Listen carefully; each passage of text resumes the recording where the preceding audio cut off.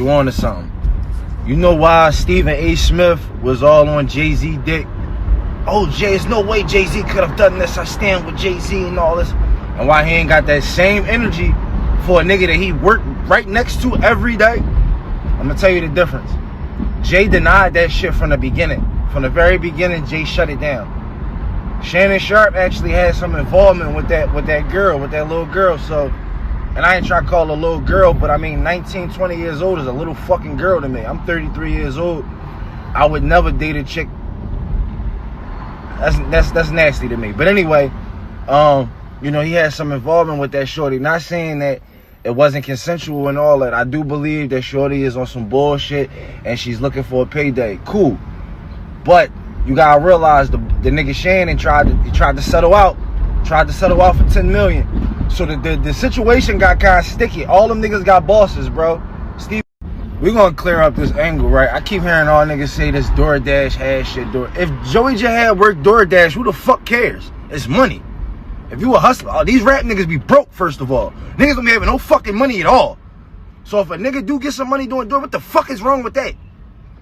Niggas is weird, bro. Y'all weird as shit. Y'all niggas want to wake up broke, doing nothing, with no money in y'all pocket, but try to go at a nigga for making money? I don't give a fuck what you do for your paper. If you fucking Uber, Lyft, DoorDash, sell crack, I don't give a fuck what you do, nigga. If you make money, you make money. You drive around every day, you got bread, you pay all your bills, you take care of your kids, and you not no fucking bum? You a man to me. So go ahead, all that shit cute and it sound cute, but that shit misleading people for real, bro. It's making rappers think that it's cool to just sit around and be bums. Be bum-ass niggas sitting on their block, waiting for an opportunity, waiting for a nigga to pay for their studio time, waiting for a nigga to come out the wrong way. Cause know that I was a nigga, bro. I was struggling my whole life. I'm really a trench baby, bro.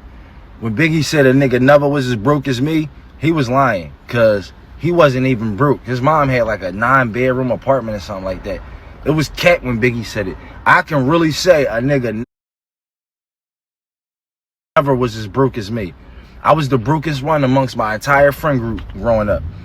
I mean, all my homies had, their parents bought them clothes and all that. I had to shop at the thrift store. You know the Second Mile thrift store on 45th and Walnut Street? It's a thrift store up there called Second Mile. I don't even know if it's open no more.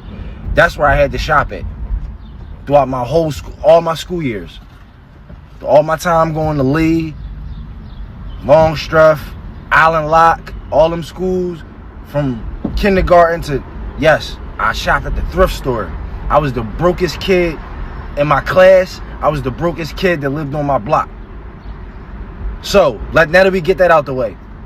Now that we got that out the way, you know, I know struggle. And I know how to get the fuck out of it. When you actually grow up fucked up, you don't want to be fucked up. You do everything in your power. You wake up every day and do everything in your power to never go back to being broke. Because you don't want that for yourself. So any man that would discourage another man from getting money, I don't respect. Don't respect. I don't care how you get your paper. I would never tell. Bro, I encourage niggas to get jobs. Niggas be thinking that, oh yeah, I can't get a job because I'm a rapper. Niggas going, I don't give a fuck what a nigga think about me. Niggas was dissing me for having a job and all that. You heard what I said? Yeah, I got a 9 to 5. I don't punch fake. I'll fuck you up with my apron on my lunch break. You know what I mean? You know, I give it up like that. Yeah. What fucking nigga gonna say to me about getting money? Nigga, I take care of my fucking family and pay my bills. Can't stop the hustle, man. It don't matter what. This dude is a hype man. Do we know Flavor Flav wasn't even a rapper, right? This is a hype man. This man's still getting money 30-something years later. Advertisements and all that. Look, this is how you hustle your brain.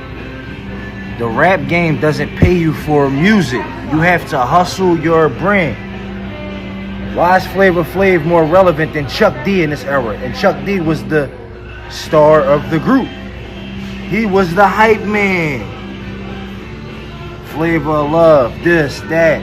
He hustled his way to stay relevant in this game 30 to 40 years later. That's what it's about, bro. It's not about being a rapper. It's about being a hustler. To piss you off real quick, to piss niggas off. Tupac would have not been called the greatest all time if he didn't die. And Pac was my favorite rapper. I grew up off Pac. I got into fights in school because of Tupac and Biggie. I'm talking about in kindergarten. I was that brainwashed as a little kid that on the schoolyard. I used to get into fights about Tupac and Biggie in the kindergarten. In kindergarten, this is how brainwashed and warped I was into hip hop. So, mind you, I'm a Tupac fan. Grew up always. You know what I mean, Pac would have never been the greatest of all time if he didn't die. Hov is the only nigga that we called the greatest of all time while he was still alive. Any rapper to be called the GOAT, they gotta die first. Biggie wouldn't have been crowned that. None of them niggas. They all had to die to be crowned that. Hov is the only nigga that we call the greatest while he's alive. Facts. And fucked up our culture is, if the nigga ain't had the money he had, we wouldn't give him that.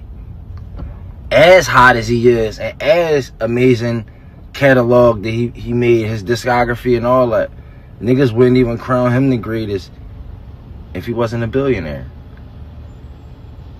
We idolize Hov because of his hustle or because of his business outside of the music. That's what made him the GOAT. Let's keep it real, bro. Just rapping doesn't make you the GOAT. It's a million to one hot rappers. This nigga's better than Jay-Z, Tupac, and Biggie. They'll never be called the greatest because it takes more components than just fucking rapping. Wake up, man.